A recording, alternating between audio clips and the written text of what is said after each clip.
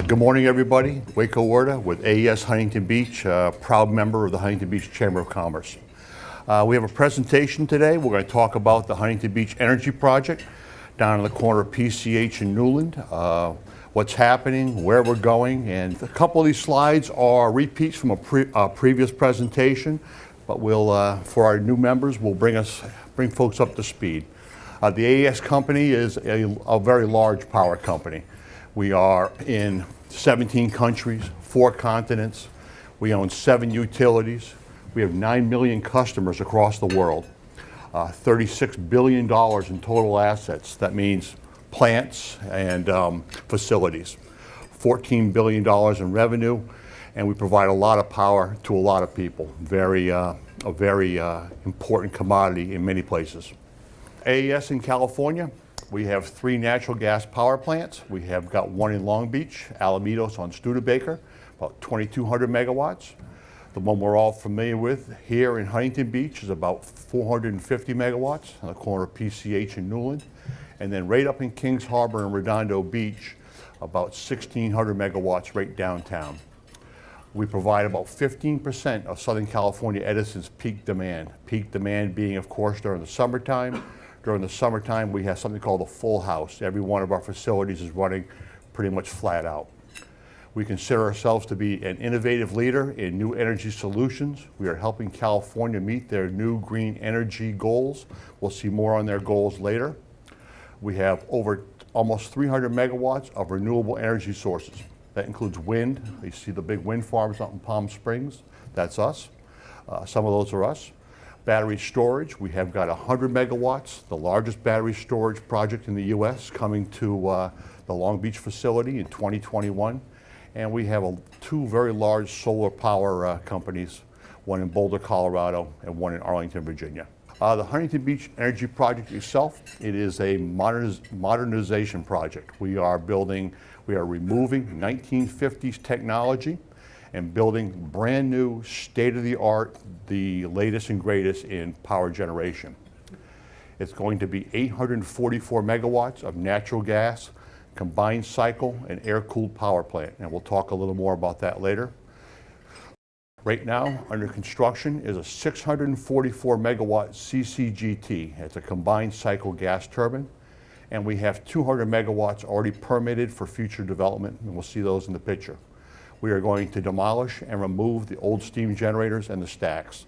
I know the stacks provide great, they're iconic really in the city, and they provide a lot of reference for boaters and surfers, but as part of the agreement with the California Energy Commission, they're coming right down.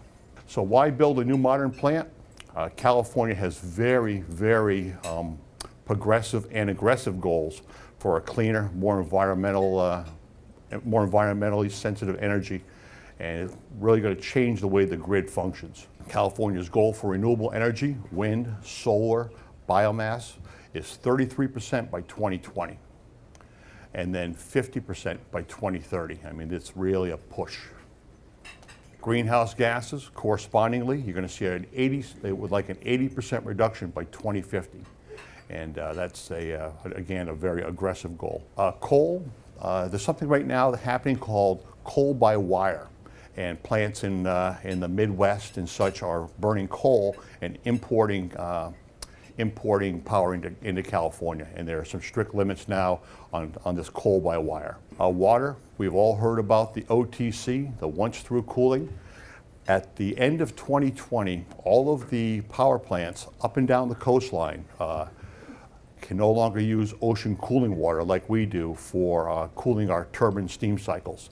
So that's one of the primary reasons behind our repowering, going to a giant air-cooled condenser like a big radiator. No more ocean cooling water.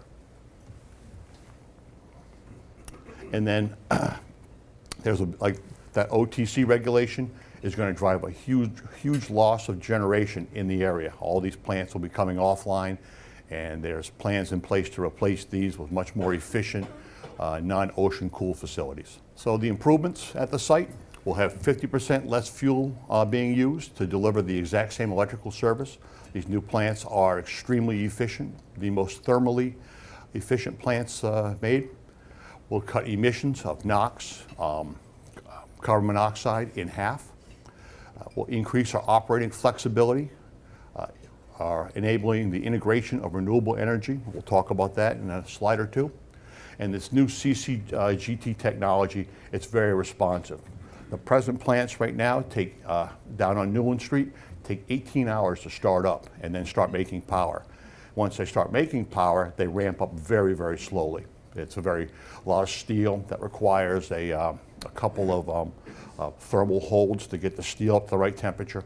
But this new CCGT stuff is all advanced metallurgy and advanced technology. Using no ocean cooling water for the AES plant, and the use of fresh water, which presently comes from the city, will be reduced by 70%. And shorter, sleeker, and far superior. You're going to see the pictures, the last 3 or 4 slides. We've got the usual where the existing plant disappears into the sand and the new plant rises up. It's pretty cool. All right, so this is the duct curve. Who here has seen the duct curve before? All right, okay, this could take a minute or two to explain.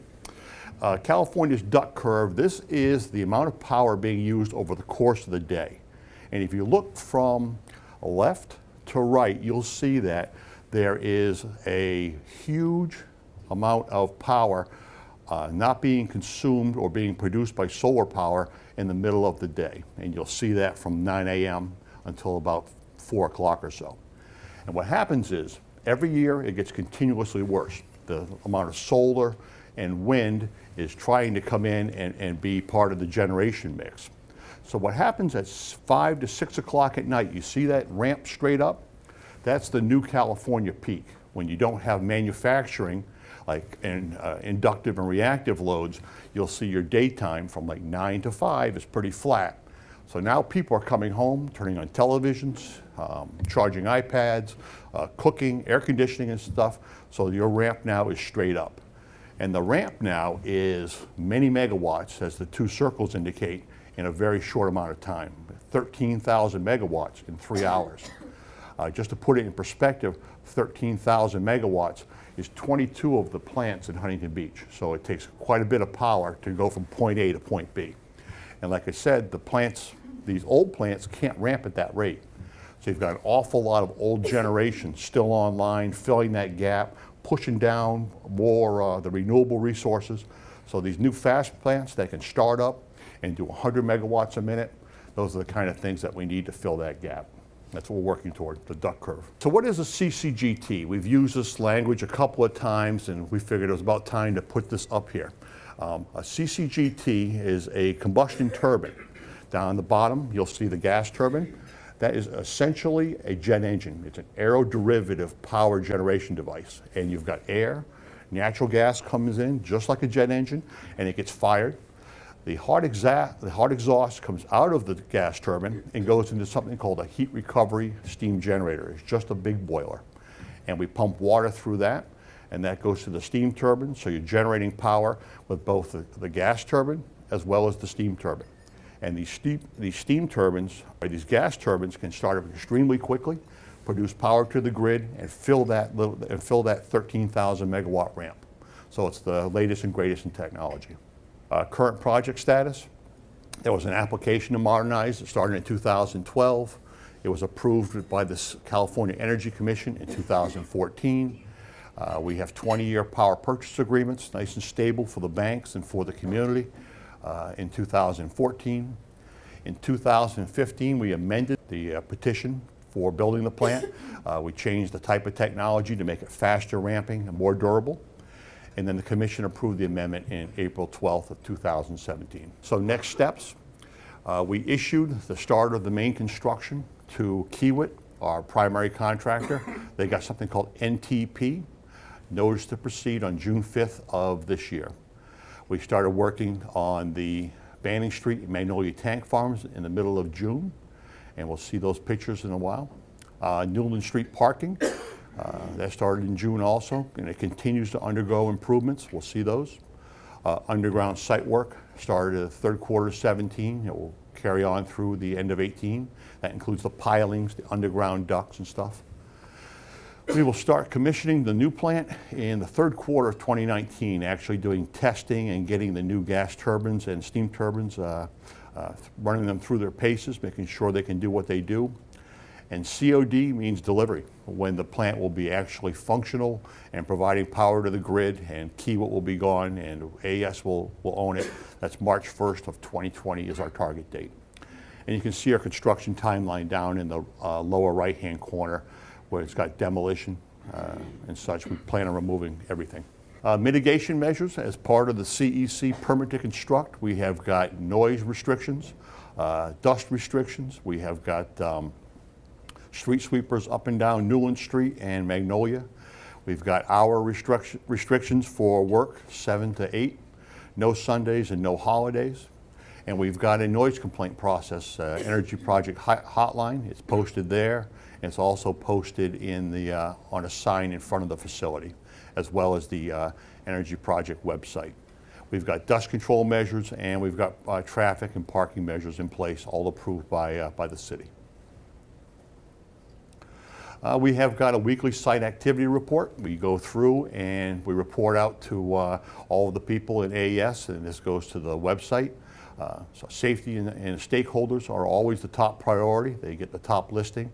We talk about any noise complaints, dust issues, any safety construction issues. We talk about that on a weekly basis. AES has brought on 8 of its own people, experienced construction people from around the world to help build this. Right now, Kiewit has got union contractors and non-union people on site. Right now, they've got 184 people on parking in Newland Street and coming across the Newland at the crosswalk. And during the craft peak from 2018 on, as the iron starts to come out of the ground and the equipment starts to arrive, we're going to have 390 people on site. It's going to be a very busy, very crowded facility. As you're going to see in the photos, it's very compact. So some of the things that happened last week, the shear wall, we have to build a couple of walls. We'll see those in the photos. Small batch plant there to build that wall. The monopole crane is being set up. What's happening with the monopole? Right outside my office in Huntington Beach, we're now going to have a 100-foot tall, sorry, an 80-foot tall electrical tower, moving the wires away from the switch yard. So we're redirecting the electrical output. Medium voltage vaults, underground work again, and Magnolia work continues, trying to get the laydown area completed, because that's where the bulk of the equipment is going to stay at Magnolia and then be transferred around. And Newland Street, the parking lot continues to be improved. They've got a second noise wall up for the mobile home estate. They have got 24-hour guards now, making sure that there are no unwanted people stopping by for late night activities. Noise signs are up, and the street sweeper is much more active. So really working to control that Newland Street activity. So these are the 3 primary areas of construction or of work for the AES Huntington Beach Energy Project. Upper left-hand corner is the Newland Street parking lot. This is property that we have leased from the mobile home estates. Over on the far right-hand corner, you'll see the former Plains oil tank farm that Shop Off has purchased to potentially build residential houses there. And right now we are leasing that property from Shop Off as a laydown area. Laydown means that's where all the piping and electrical storage and equipment storage will go. And then we've got the facility proper right there. You can see in that middle yellow box, there was an oil tank there. There was an old peaking power plant there. That's all gone. And these blue circles are primary areas of egress. You'll see on Magnolia, there's improvements taking place over there. At that, going to be a 4-way stoplight now at Banning, excuse me. We have got on the Newland Street parking lot by the mobile home estates, that lower blue circle we have stopped using as a crosswalk. It had been marked as a pedestrian crosswalk, but for some reason that corner right there is like the Indianapolis 500. People just rocket through that corner, and it was proving to be unacceptable for the construction guys trying to cross. So now there is a standing order that everyone crosses up at Edison at the upper circle. This is what the facility used to like, looking down from unit number 1 at AES Huntington Beach. You can see the oil tanks. There's an old peaker building there, just a bunch of stuff basically out of use since 2000 or so. And here's the construction site. You'll see that there is a red tower crane already constructed right in the background there. There is a second tower crane, that's the shorter red structure in the front, being built. And then the Magnolia tank farm, you can see back over the canal there. That's all cleaned up and getting ready for a laydown area. There's the Newland Street parking lot that has got some visual screening. There's that secondary noise fence in the background back there. There is the entrance to the Newland Street parking and the crosswalk that is required, the Kiewit people are required to use right there. This is a much safer lot. These are just some of the signs that are there. There's our street sweeper. It goes all the time. We've actually got 3 or 4 on standby because the trucks come out as they move material and earth, and they can only make a left to go up to PCH. We'll see that transit route shortly, but that thing goes all the time. There's Magnolia Street. We are removing the material that was required to be leveled. Okay.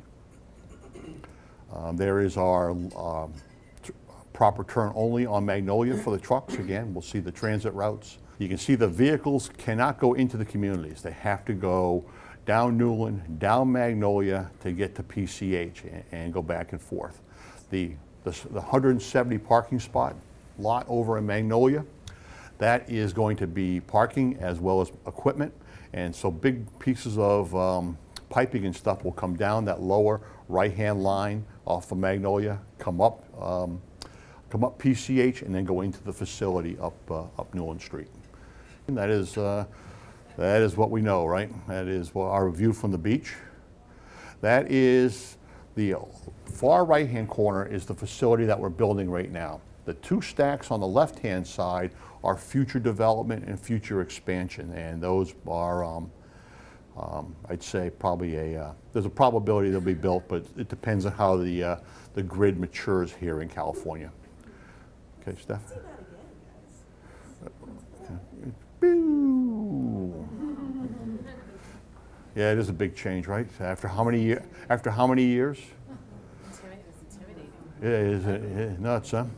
But I have pictures in my office in Huntington Beach of this facility, just the first 2 units, and it has to be from the mid-50s, and there's nothing else around it. I mean, there's PCH, the beach, the ocean, that power plant, the wetlands, and there is nothing else there.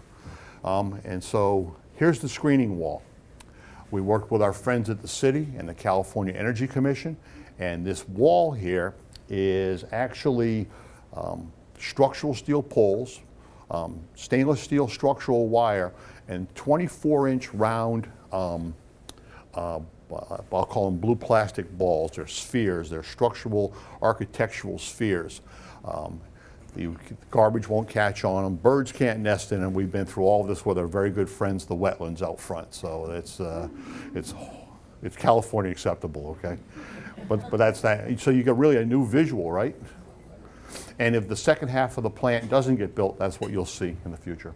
That is what it's going to look like. A couple of stacks and the screening wall. That is the new wall. The large structure on the far right, that is your air-cooled condenser. And you'll see that there is a wall behind that. There's a 50-foot tall architectural and noise wall right there.